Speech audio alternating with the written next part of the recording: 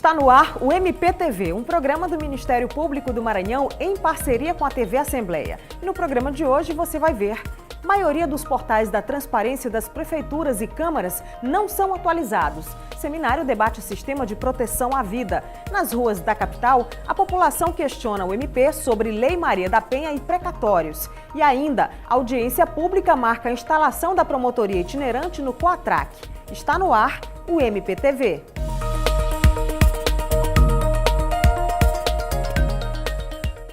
Apenas 64 dos 217 municípios maranhenses, ou seja, 29% do total, atualizam adequadamente os seus portais da transparência, conforme exigem a Lei de Responsabilidade Fiscal e a Lei de Acesso à Informação.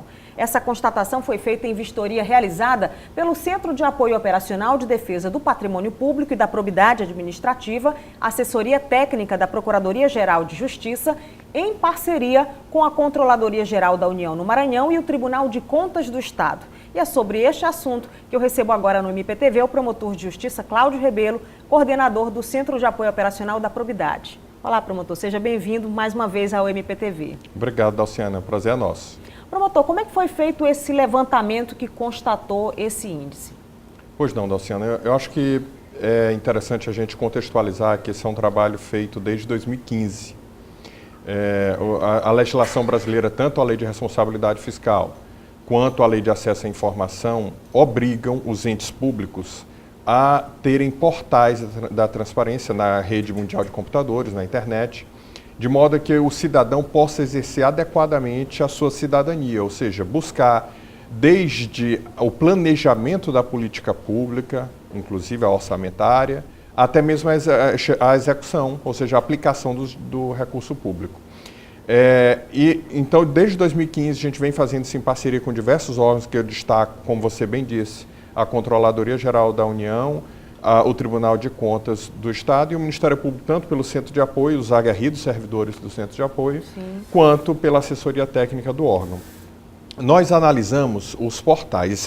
Isso é muito dinâmico. O que eu quero dizer com isso? Às vezes, hoje está irregular e amanhã não está, ou vice-versa.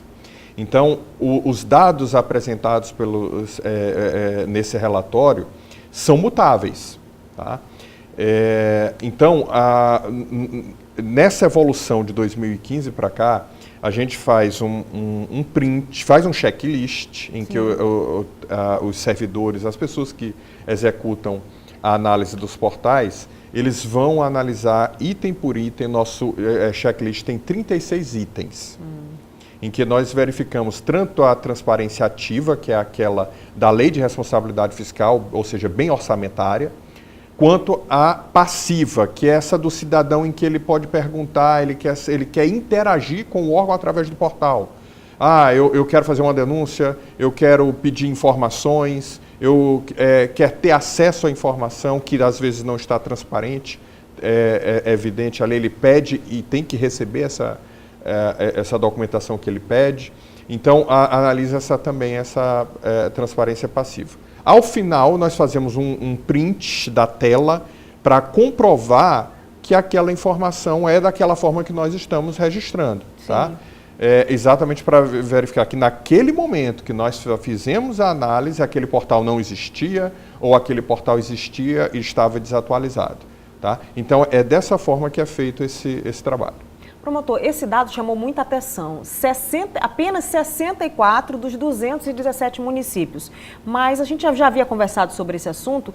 Esse número, apesar de assustador, vem melhorando ao longo do tempo, né? Quer dizer, vem crescendo a adesão à alimentação desses portais, é isso? É isso. Primeiro, a existência deles. Sim. Em 2015, primeiro ano que nós fizemos esse trabalho, nós encontramos apenas cerca de 70 portais de transparência dos 217 municípios existindo. Ter o portal. Sim.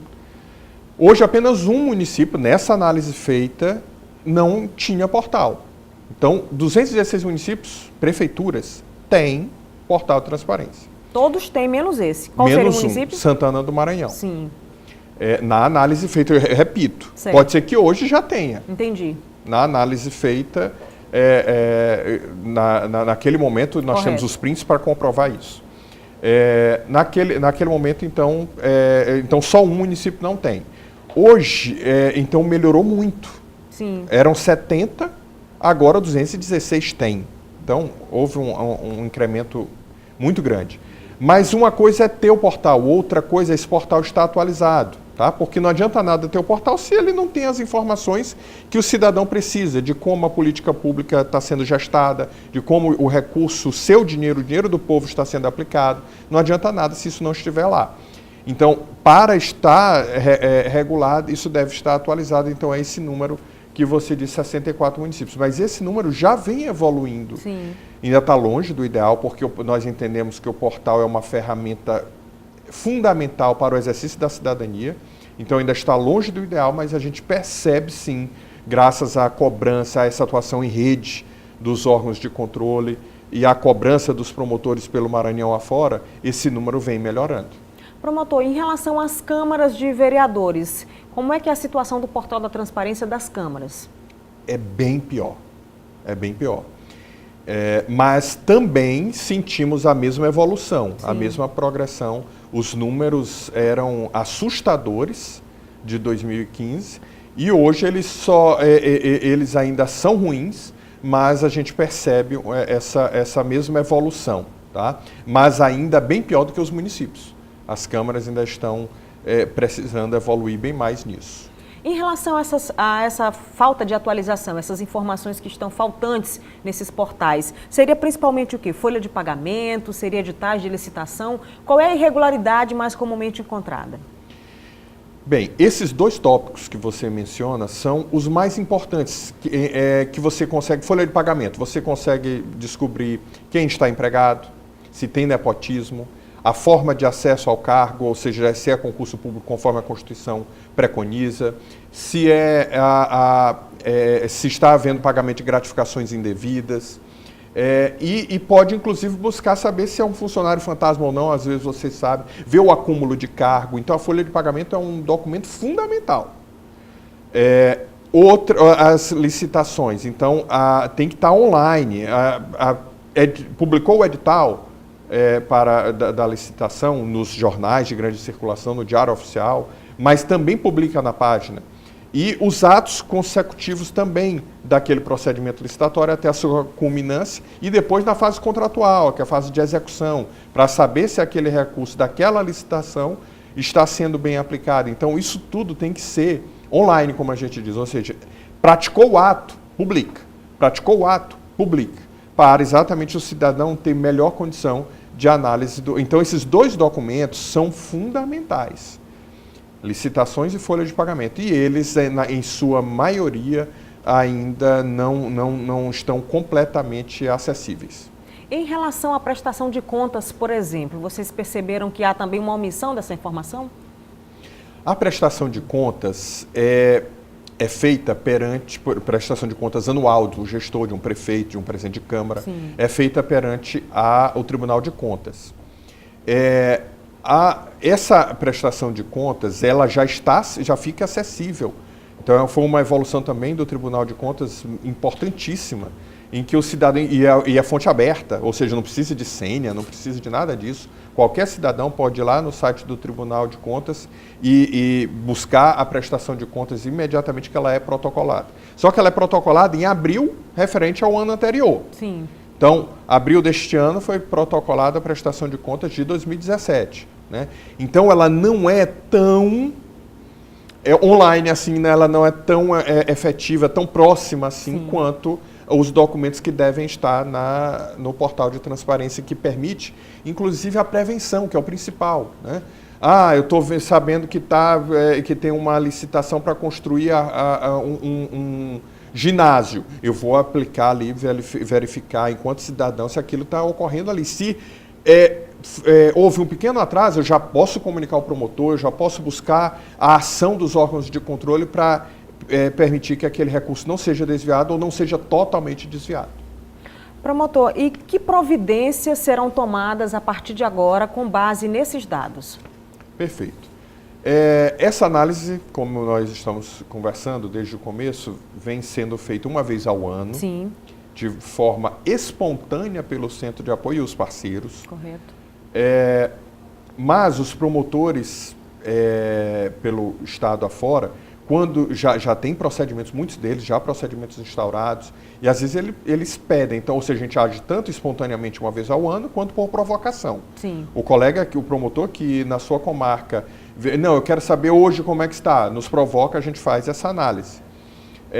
Então, nós temos esse é um projeto institucional que está no nosso planejamento estratégico, é o projeto número 1 do nosso centro de apoio da defesa do patrimônio público, justamente que, como eu disse, é ele que vai dar essa... Então faz parte de uma ação institucional. Né? E que nós entendemos que ele deve até se transformar num programa de tão permanente que ele deve ser. Correto. Né? Ele não é de um momento, ele é para ser permanente, sempre, contínuo.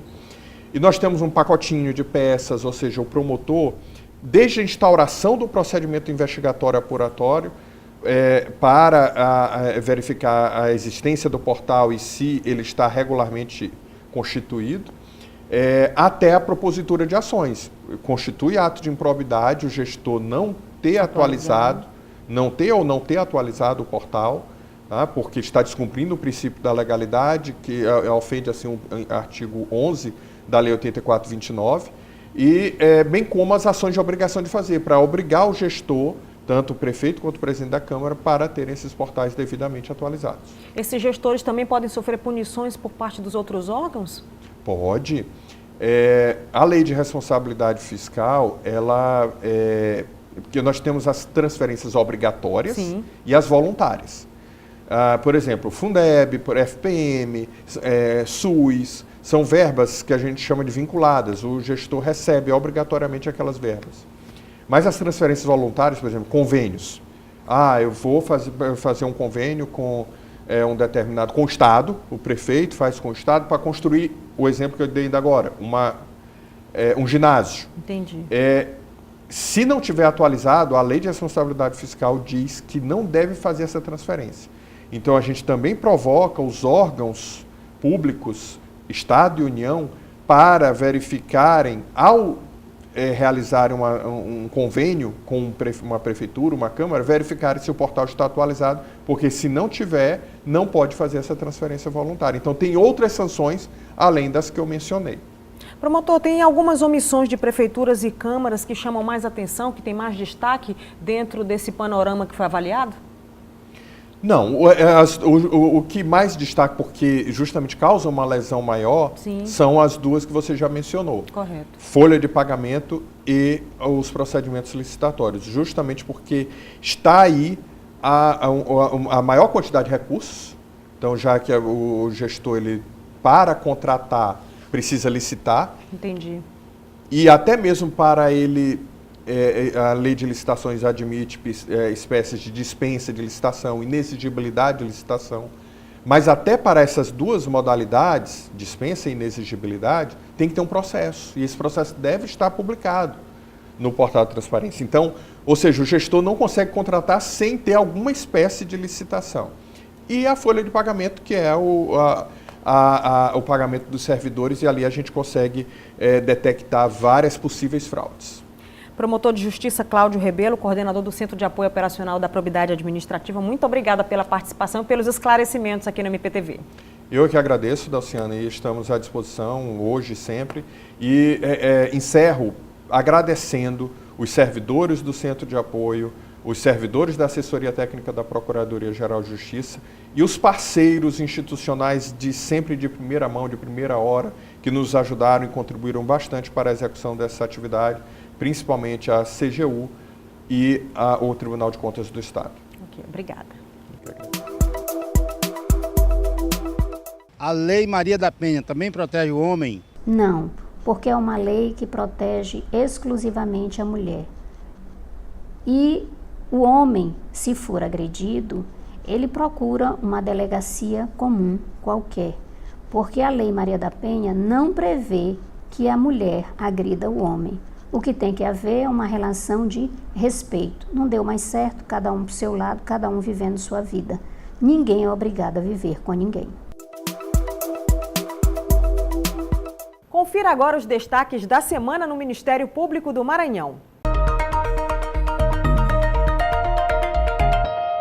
Ministério Público do Maranhão realizou audiência pública esta semana no Salão Paroquial da Igreja Nossa Senhora de Nazaré, no Quatraque, para a instalação da Promotoria de Justiça Comunitária itinerante no bairro e comunidades adjacentes. O atendimento aos moradores será feito durante 90 dias. Esta é a 31ª instalação da Promotoria itinerante em uma comunidade de São Luís, já tendo realizado mais de 4.000 atendimentos desde 1998. Confira. No evento, a equipe da Promotoria Itinerante ouviu as principais demandas dos cidadãos com o objetivo de buscar soluções junto ao poder público. Serão atendidas as comunidades do Quatraque 1, 2, 3 e 4, Residencial Primavera, Planalto Anil 1 e 2 e Jardim das Margaridas.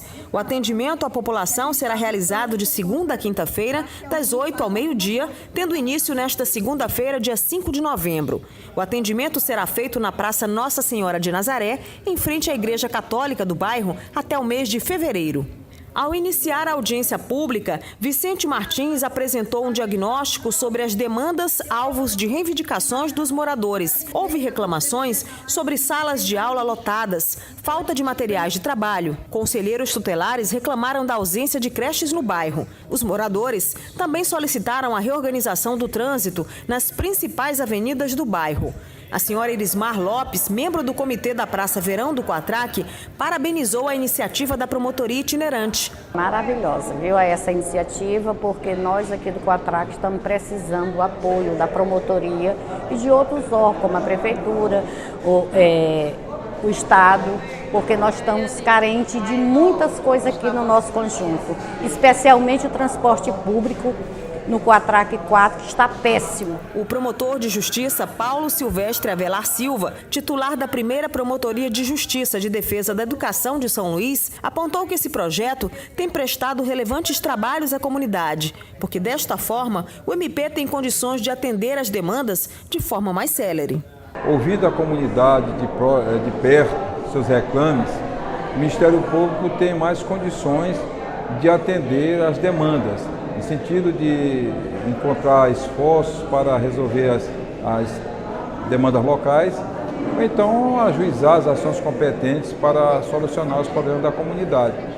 O Centro de Apoio Operacional de Direitos Humanos e Cidadania realizou no auditório da Procuradoria-Geral de Justiça, aqui em São Luís, o Seminário Estadual do Sistema de Proteção à Vida. O objetivo foi discutir estratégias para aprimorar a assistência e proteção de vítimas e testemunhas ameaçadas, contribuindo assim para o combate ao crime e à impunidade. Veja como foi.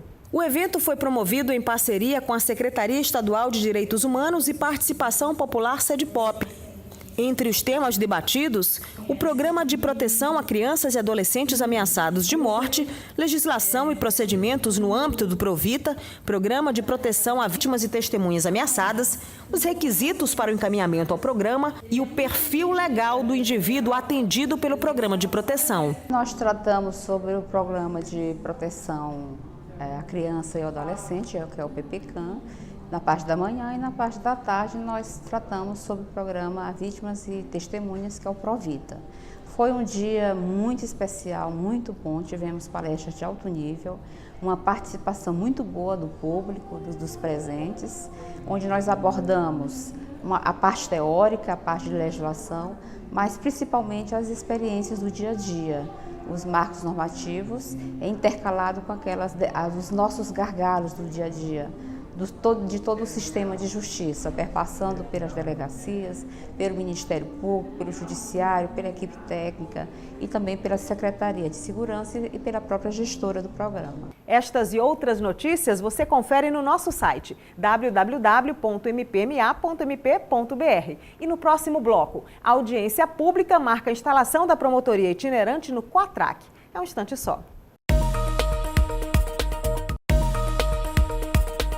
Como você viu no bloco anterior, o Ministério Público do Maranhão realizou uma audiência pública no Salão Paroquial da Igreja Nossa Senhora de Nazaré, no Quatraque, para a instalação da Promotoria de Justiça Comunitária itinerante no bairro e comunidades adjacentes. E é sobre esse assunto que eu converso agora com o promotor de Justiça titular da primeira Promotoria Itinerante, Vicente Martins. Olá, promotor, seja bem-vindo ao MPTV. Obrigado, é um prazer.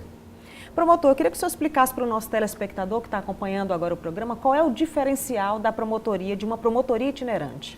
ela tem esse caráter de ir até o local, né, onde fazer o atendimento direto nas comunidades.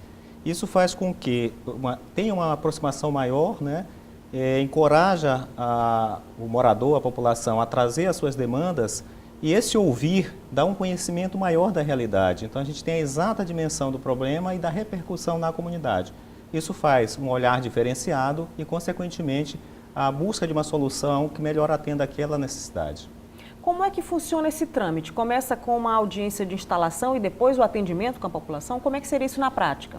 Na verdade, a partir do momento em que há um pedido, uma solicitação de algum órgão, alguma entidade comunitária, a gente começa uma série de reuniões preparatórias com as lideranças, mobilizando para que elas tragam as suas principais demandas coletivas, porque a gente já começa também a gestão com os dirigentes, secretários, né, das pastas envolvidas nessas demandas. E culmina com a audiência pública, onde é convidada toda a população, para que o cidadão comum, o morador, também possa colocar a sua reivindicação. E fazemos um filtro, né, tiramos uma filtragem dessas demandas, aquelas que têm um caráter coletivo maior, né, que têm um maior interesse, fazemos esse filtro para, a partir daí, sentarmos com os gestores e buscarmos, dentro desse período que ficamos na comunidade, um atendimento mais rápido. Nem sempre é possível, dentro desse período de 3 meses aproximado, mas o encaminhamento já é possível dar, né, dentro desse período, para uma solução a um tempo maior que for necessário. Como o senhor mesmo mencionou, são 90 dias de atendimento a essa população. Qual tem sido a resolutividade dessas demandas, desses problemas que vêm sendo apresentados à promotoria itinerante? Nós temos em algumas áreas, como na questão de limpeza pública, né, que temos uma resposta efetiva e, ao mesmo tempo, né, imediata ali. Outras ações que dependem de um planejamento, né, como uma pavimentação de rua, né, o asfaltamento, isso muitas vezes é preciso incluir em programações ou até mesmo em orçamentos futuros, né, dependendo do volume. Mas a gente consegue fazer, muitas vezes, com que haja esse planejamento por parte das secretarias, né, quando ela não pode atender naquele primeiro momento. É claro que nem todas as demandas são atendidas, porque existe a questão dos recursos, né, da própria administração municipal, que é a grande demandada, fazer o seu planejamento e estabelecer as suas prioridades. O que a gente busca é estabelecer ali uma harmonia entre o que a população daquela área está querendo com os interesses também da própria administração. Essa semana a promotoria foi instalada no Quatraque. Como é que se deu a escolha desse bairro?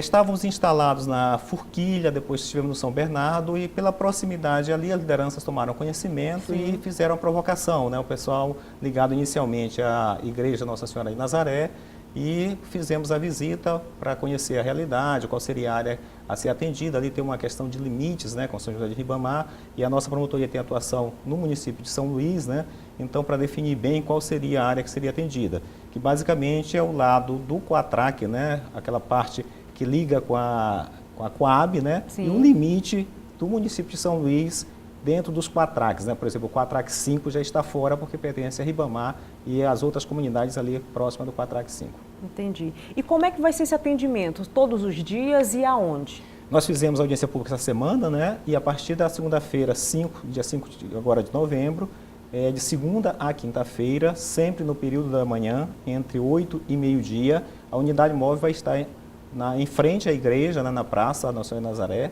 para fazer esse atendimento diário, né, para ouvir a população, e aqueles que não puderam participar da audiência pública poderão nos procurar, tanto para as questões coletivas, como também questões individuais, em que a gente possa estar fazendo a orientação, dando algum encaminhamento, ou até mesmo intermediando uma solução, ou celebrando algum acordo entre as partes envolvidas nesse conflito de interesses porventura existentes. No dia 30 de outubro é que houve essa audiência pública lá no Salão Paroquial, no Quatraque, com a instalação, participação da comunidade.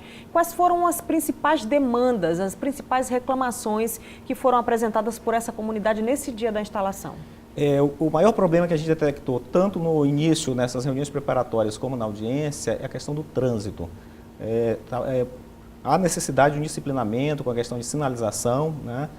Em todo o entorno ali, já pelo grande fluxo de veículos que há, até mesmo acesso para outras áreas, né? Como a região da Maioba, né? Ocupação de calçadas, né? A questão de estacionamentos, né, em calçadas, né? Então, a questão relacionada ao trânsito foi um grande problema. Eles têm também as paradas de ônibus, né, que é o problema boa parte da cidade não tem abrigos, né, às vezes nem mesmo sinalização, então o ônibus não para no local certo, fora do ponto. Tem também algumas questões relacionadas a escolas, né, que já contávamos com a presença do Dr. Paulo Avelar, promotor da educação, já está tomando providência, inclusive hoje já esteve uma equipe visitando uma das escolas que foi apontada lá com problemas para fazer levantamento, a equipe da Promotoria de Educação para fazer esse diagnóstico. Certo. Promotor, e depois desses 90 dias, qual é o próximo passo? Ao final desse período, nós fazemos uma nova audiência pública, que chamamos de prestação de contas, exatamente para informar a população tudo aquilo que foi atendido ou não, por que não foi atendido, de que forma foi encaminhado pelo secretário, pelo órgão gestor e se necessário, o acompanhamento por outra promotoria especializada, quando demandar uma investigação maior e até mesmo um ajuizamento de uma ação. Então, para repassar essas informações para a população, para que ela possa acompanhar nessa outra promotoria ou ficar ciente, digamos, de um ajustamento. A prefeitura prometeu asfaltar a rua em 3 meses, né? Então, ela vai nos informar e ficar acompanhando, fiscalizando se essa promessa vai ser atendida. Entendi. E caso não se cumpra, aciona novamente a promotoria para que a gente veja o que aconteceu, se for o caso de um novo prazo, algum problema, mas ajustar novamente com a promotoria ou demandar, no caso específico, uma nova intervenção do Ministério Público.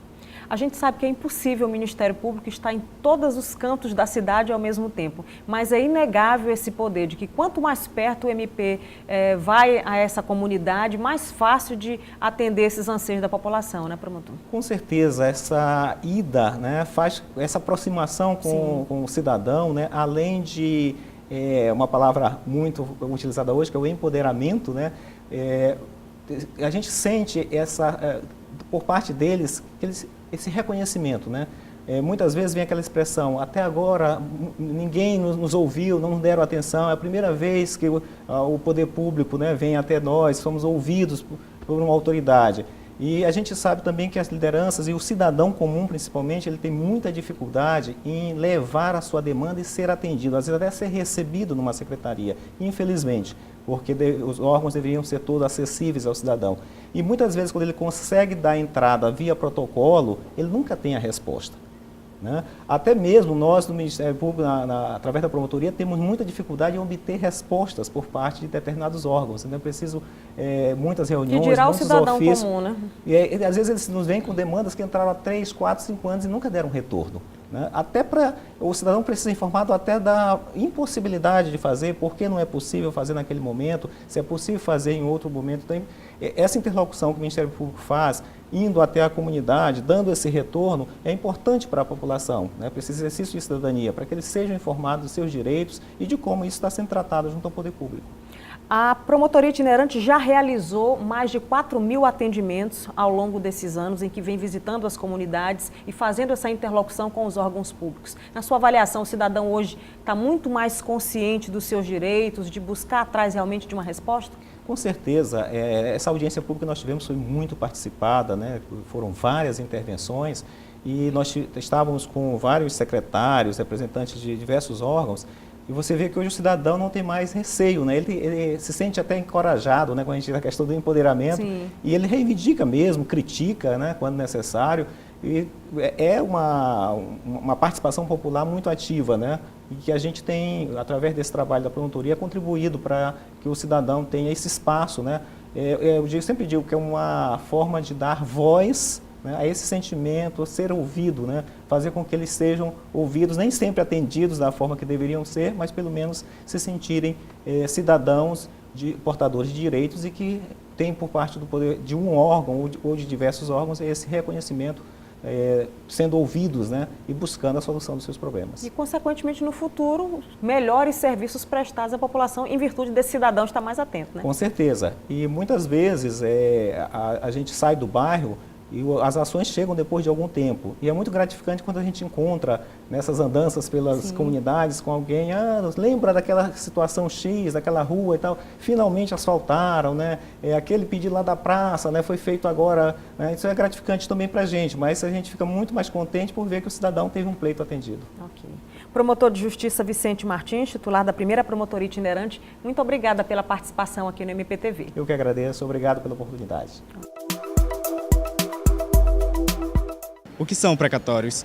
Bom, precatórios é o instrumento que a Constituição prevê para que a Fazenda Pública, estados, municípios e a União paguem os seus débitos, tanto de caráter alimentar, aqueles que são decorrentes do trabalho prestado pelos servidores públicos em relação aos órgãos, quanto aqueles que são as dívidas que os órgãos adquirem junto aos fornecedores, às empresas. O precatório de caráter alimentar, ele tem uma preferência em relação àquele que é das dívidas comuns. E em relação às pessoas que hoje têm mais de 60 anos, também tem preferência para receber os precatórios alimentares em relação a quem não é ainda considerado idoso, em relação a cuja dívida não é de caráter alimentar. Então o precatório ele tem que ser inscrito até junho de um exercício financeiro para que ele possa ser pago a partir de janeiro do outro ano. Então você tem que ter o processo de precatório, depois de uma sentença reconhecendo o direito, tem que ser formado e ele tem que ser enviado e inscrito perante o tribunal ao qual está vinculado o juiz, para que ele possa entrar no orçamento do ano que vem, e aí o Estado, ou os municípios, ou a União Federal, possam pagá-lo até o final do exercício seguinte. Você assistiu ao MPTV e pode ficar à vontade para participar do nosso programa com críticas e sugestões. O nosso WhatsApp é 991 14 6529. Fique ligado, todas as segundas-feiras às 7h30 da noite, com reapresentação aos domingos 1 da tarde. Até o próximo programa.